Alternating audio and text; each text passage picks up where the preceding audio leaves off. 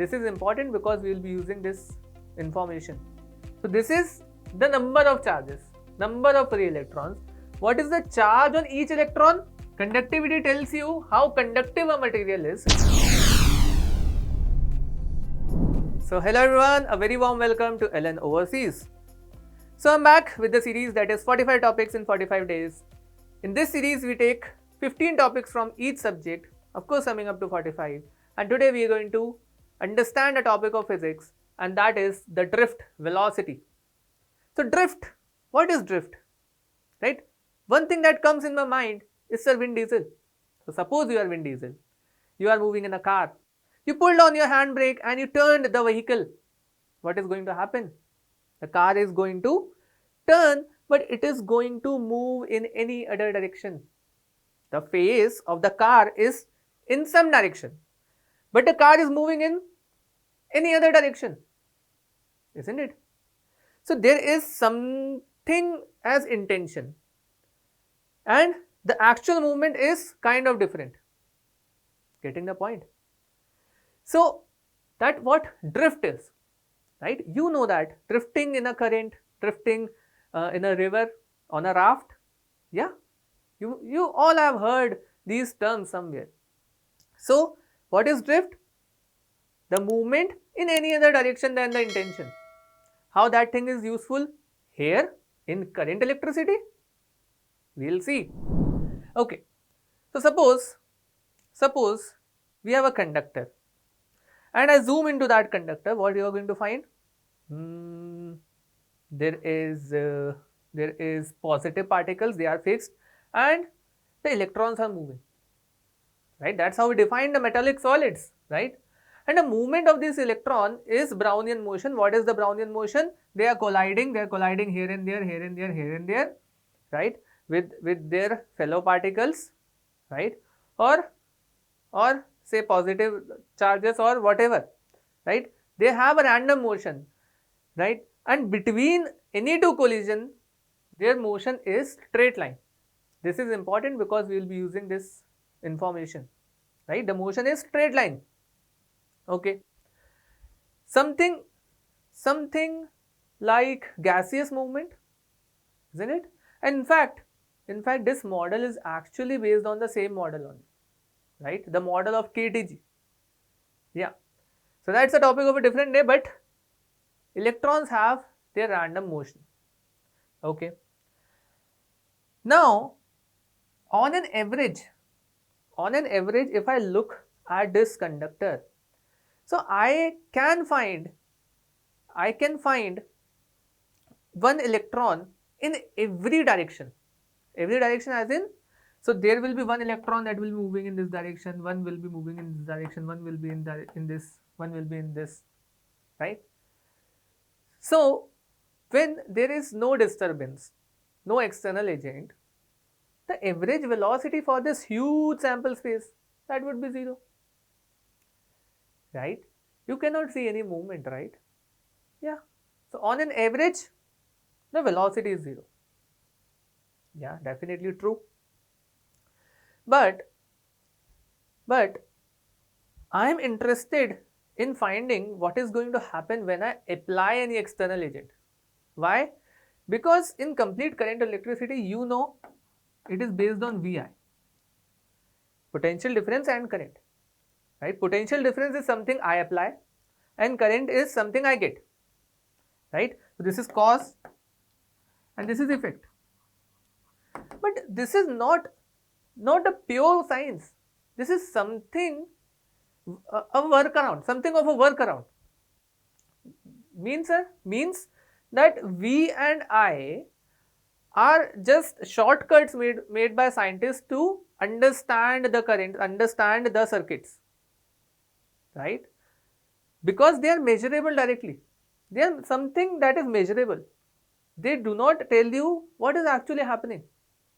So what is actually happening, that is what we are going to study today. Okay.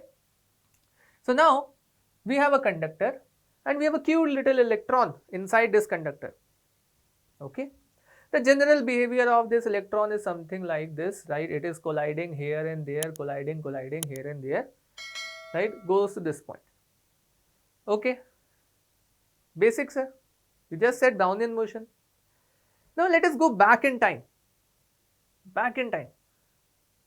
Now I will be applying one electric field, right? How? I will make this at higher potential, this at lower potential. I am applying potential difference, and microscopically it is realized as electric field. So microscopically, what is the cause? The electric field. Macroscopically, what is the cause? Potential difference. Yeah. So electric field is in this direction. So you must agree that electron have tendency to move in this direction. There will be a force experienced by this electron. Yeah. So if force is there like this, does this mean electron is not going to follow this path? No, right? It will follow this path. However, the electron will drift a little bit from its path, right? Something like this.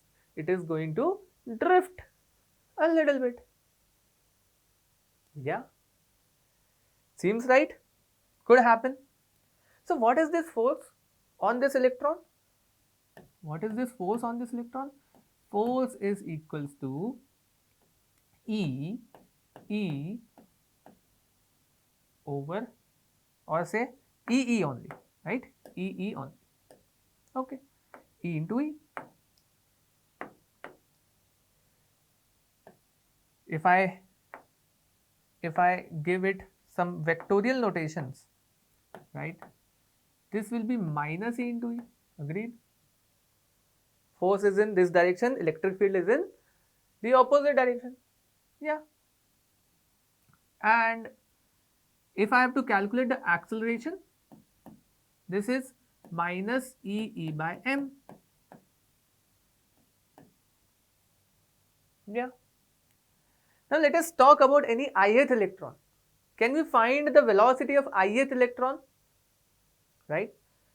Okay. Vi is equals to ui plus a into t. Right? This is the velocity of the ith electron, and I can apply this equation just by using the fact that this is a straight line motion. After the last collision, it is the straight line motion, right? Acceleration is constant accelerated motion along a straight line. Yeah. So for any ith electron, I can write it. Now this t is important. Why this t is important? Because this makes confusion. Different books consider different t's. What we'll be considering? It is the time elapsed after the last collision, right? That means after the last collision, if suppose this is the last collision, the time taken by electron to reach this point where I am calculating the velocity, that is t. Yeah, basic. So let us talk about the complete system, right? Complete sample. So sum it up, all the velocities plus a into summation of t. A is a constant, writing outside. Now initially what was the velocity? Before any acceleration, what was the velocity? On an average, 0. Absolutely correct. That was 0.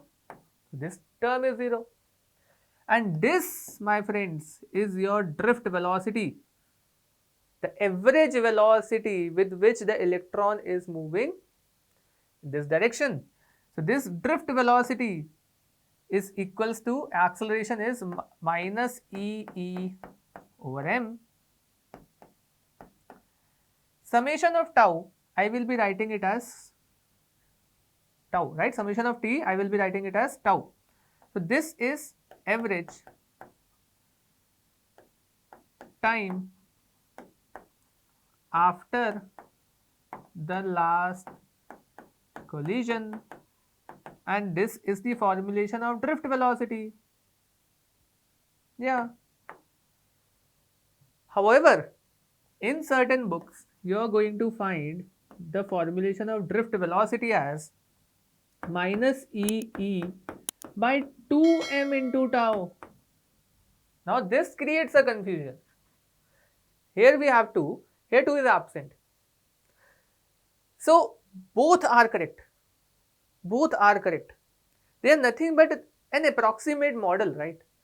But here we are considering a simple model. But we have to define tau here.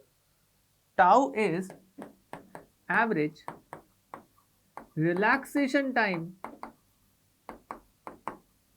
between two successive collisions. Getting the point? Here tau is different, here tau is different. Here we have a simpler model, right? Where we are considering all the electrons have same velocity. Here we consider something as normal distribution, right? In order to sum it up, we use normal distribution, the bell curve, to get this, some fancier stuff, right, happening in background. But here it is quite simple, right? But both are correct, right? It is in 10 to the power minus 10 to the power minus some, or 10 to the power some higher powers of 10, right? Even if you divide it by 2, nothing is going to happen much, isn't it? Yeah, both are correct. Moving ahead, let us see what is going to happen. Suppose I have a copper sample, right, and the average drift velocity of copper sample is 10 to the power 6 meter per second without any electric field, right? Or say average speed. My bad, this will be average speed, right? Because velocity will be 0. Yeah. And time, the tau, relaxation time, is 3 times 10 to the power minus 14. Now, somehow I apply electric field of 1 volt per meter. Somehow. So what is going to happen? Let us see. So from here, we know drift velocity is minus E by m into tau. Substitute the values. You know E. You know E. Right? That is 1.6 times 10 to the power minus 19. E is 1. Tau, I gave you tau, 3 times 10 to the power 14. M 9.1 times 10 to the power of minus 31, mass of the electron. When you are going to solve this, you will find this thing is 10 to the power minus 3 meter per second. Quite less. So what does this mean? This means when I am applying electric field, in a conductor, the electrons actually slows down. Quite contrary to our intuition, right? Yeah. But electricity travels at the speed of light. So energy travels at the speed of light. Who said that energy has something to do with this? No one, no? Yeah. So energy travels at the speed of light. However, electrons actually slow down. Slower than a snail, slower than a turtle, right? Now, we have current in terms of drift velocity. So why we are interested in finding current in terms of drift velocity? Because current is the ultimate result that we want.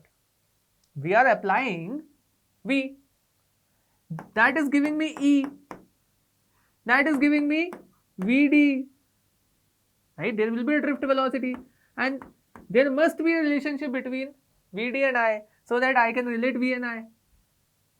Yes or no? This is the ultimate effect. This is the initial cause, right? So we have to relate these two. Getting the chronology. Yeah. So this is a conductor. Let us consider a hypothetical cross section inside this conductor, right? So I will be calculating current through this cross section. Okay.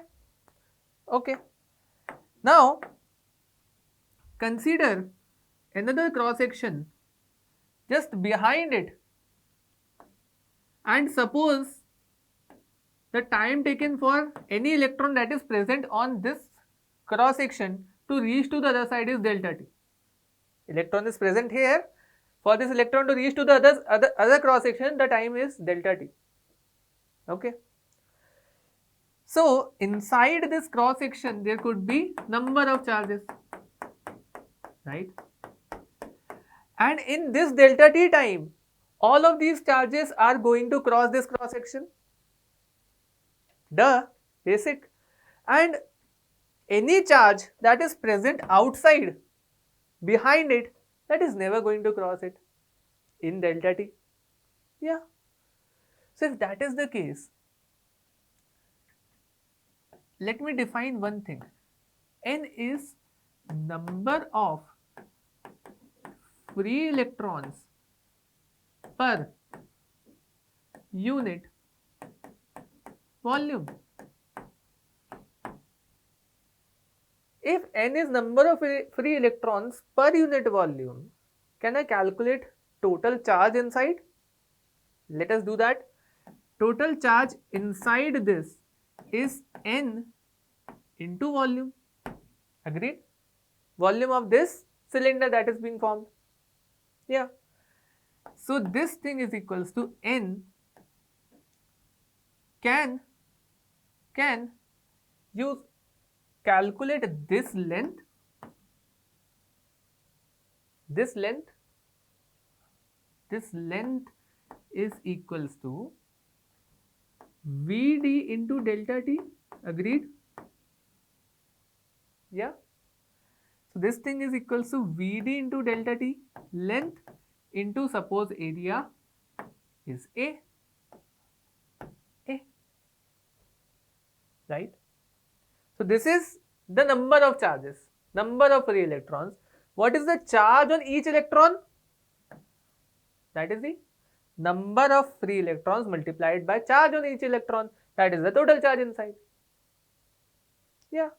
So all of this charge is going to cross this cross section in delta t time. So what will be the current? That is Q by delta t, or NEA Vd delta t over delta t, or current is NEA Vd. That is the result. There is one more quantity, and that is the current density. What's that? I by A. I by A is equals to NEVD. This is equals to J, right? Or specifically the magnitude of J, right? So if I have to get the vector, right, J vector is equals to NEVD, the magnitude. What is the direction? What is the direction? Electrons are moving in this direction. So electric field is in the opposite direction. Drift velocity will be in that direction. So current will be in this direction. What is the direction of J? It's the direction of current. So current is in this direction, Vd is in that direction, right? So this direction is minus Vd cap, right? In the opposite direction of Vd. Getting the point? So this is in the opposite direction because current is in the opposite direction, nothing else. No rocket science. You can derive the same thing considering the electrons as positrons as well. Nothing is going to change, but here you will get a positive sign. Okay. So this is J. J is NEVD. Okay, nice. Now what? Now let us relate J with E. J and E must also be related, right? We have related I and Vd, right? Okay. So if J is, right, or specifically the magnitude of J is NEVD, right, then substitute value of Vd, that is NE, Vd is, right, let us talk about the magnitude only for now, EE by M into tau. Yeah. And this thing will be equals to NE squared by M into tau times C. Now at any particular temperature, time between collision or time elapsed after the last collision, that thing will be constant. So this complete thing will be constant. I am writing a constant here, and that constant is sigma times C. And this is, my friends, your Ohm's law, where this sigma is the conductivity of the material. So, but we know different Ohm's law. We know V is equals to IR. Yeah. So, this is the vector form of Ohm's law, right? Or differential form of Ohm's law, right? Or microscopic form of Ohm's law, right? Basic. Sir, then what is V is equals to IR? Okay, let us proceed with this. J is I by A. Yeah. Sigma, the reciprocal of sigma is rho, and this rho is known as resistivity. Conductivity tells you how conductive a material is. Resistivity tells you the opposite, how resistive a material is. That is why the opposite. So I can write it as 1 by rho E. If it is a constant electric field, that is V by L, say, right? So it will be relatable to you. So I times rho L by A is equals to V. What is rho L by A? That is the resistance, and this is the scalar form of Ohm's law, or macroscopic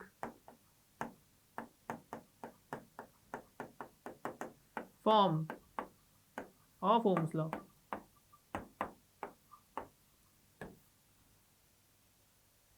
Agreed? So that's it. That is all what is happening microscopically. Now they can ask you anything from these two, right? They can ask you V is equals to IR, right? For simple circuits, if they go inside, they can ask you from here, right? They can give you J, they can give you E, they can ask you sigma, they can give you sigma, they can give you E, they can ask you J, or anything. We have related everything with everything. Everything, every quantity is related with each other. Getting the point? Absolutely. So this is it for today. I hope you have enjoyed this session. So you can continue watching the series. The link is available in the description box. And if you have any queries, any doubts, any questions, you can drop it in the comment box. So thank you. Have a nice day ahead.